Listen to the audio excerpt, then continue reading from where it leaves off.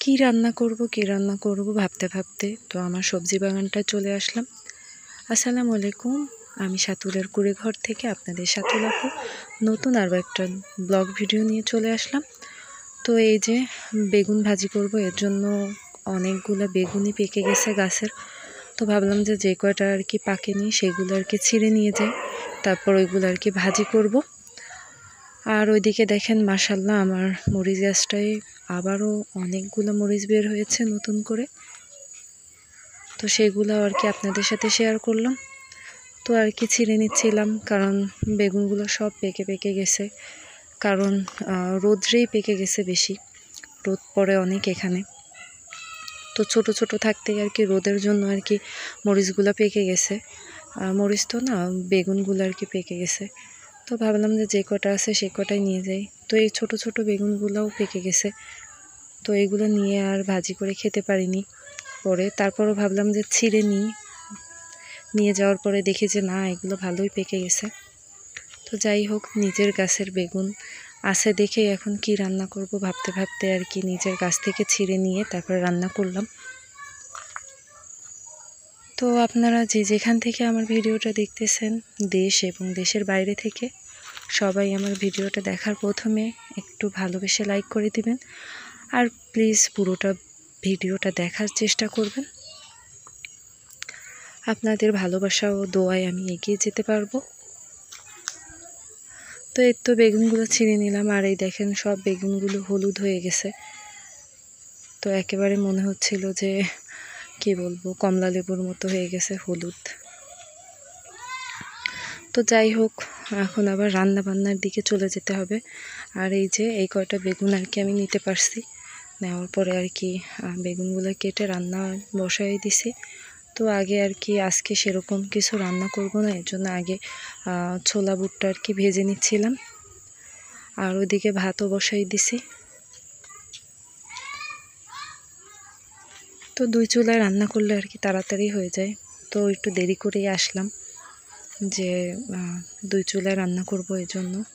তো এই যে আমার বুটটা প্রায় হয়ে গেছে ভাজা। তো বুটটা ভাজা হয়ে গেলে আর কি বেগুনটা বসাই দেবো আমি, কারণ বেগুনটা আজকে ভাজি করব।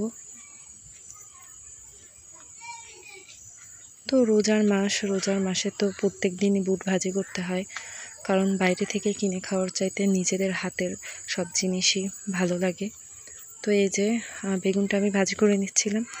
তো বেগুনটা ভাজিটা আপনাদের পুরো দেখাইনি, তো আপনারা আমার ভিডিওর সাথেই থাকেন, পরে দেখতে পারবেন বেগুনের কি অবস্থা হলো। তো এদিকে আর কি ডাল ভর্তা করব, খেসারির ডাল ভর্তা করব আজকে। এর জন্য আর কি খেসারির ডালটা সেদ্ধ করে নিচ্ছিলাম। আর ওই তো বেগুন ভাজি, আর হচ্ছে কালকের একটু ডাল আছে, সেটাই আর কি খাবো। তো এই যে আছরের সময় হয়ে গেছে, আমার বড় ছেলেটা নামাজে চলে যাচ্ছিল। আর এদিকে আমি চাও জাল দিয়ে নিলাম, কারণ চা ছাড়া তো চলে না আমার শাশুড়ি আর আমার হাজবেন্ডের। এই দেখেন বেগুনের কি অবস্থা, এইগুলা কি আর দেখানো যায়? বেগুন পুড়ে একেবারে কয়লা হয়ে গেছে মনে হচ্ছে। জানি না খেতে পারবো কি পারবো না। তো তারপরও কি করব, ফেলে দেব? এর জন্য ভাবলাম যে রেখে দিই, পরে দেখি যখন খাবার খাবো তখন খেতে পারি কি না।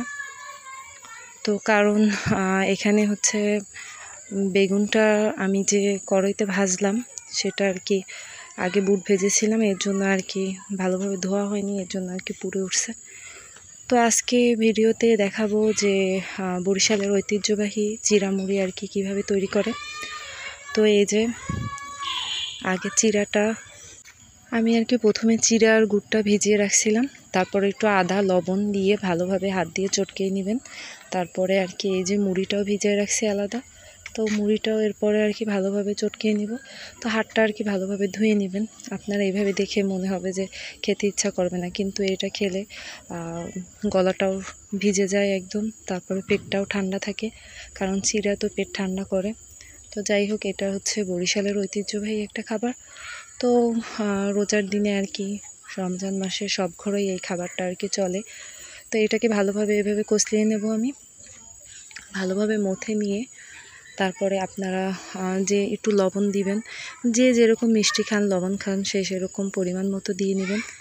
আর এটা ঘনও করতে পারেন বা পাতলাও করতে পারেন, যে যেরকম খান। তারপরে এটার মধ্যে একটু নারিকেল দিয়ে দেব, নারিকেল দিয়ে তারপর আর একটু ভালোভাবে কষলে নেব, যাতে নারিকেল কোড়াটা আর কি ভালোভাবে মিশে যায়। তো যাই হোক, এইভাবে আর কি করে আমার চিড়া মুড়িটা আর কি বানানো শেষ হয়ে গেল। তো আপনারা যে যেখান থেকে আমার ভিডিওটা দেখতেছেন, আপনারা সবাই ভালো থাকবেন, সুস্থ থাকবেন, আমার ভিডিওটা পুরোটা দেখার চেষ্টা করবেন। আর আমার ভিডিওটা ভালো লাগলে সাবস্ক্রাইব করে যাবেন। আজকের ভিডিওটা এই পর্যন্তই। আসসালামু আলাইকুম আর আল্লাহ হাফেজ।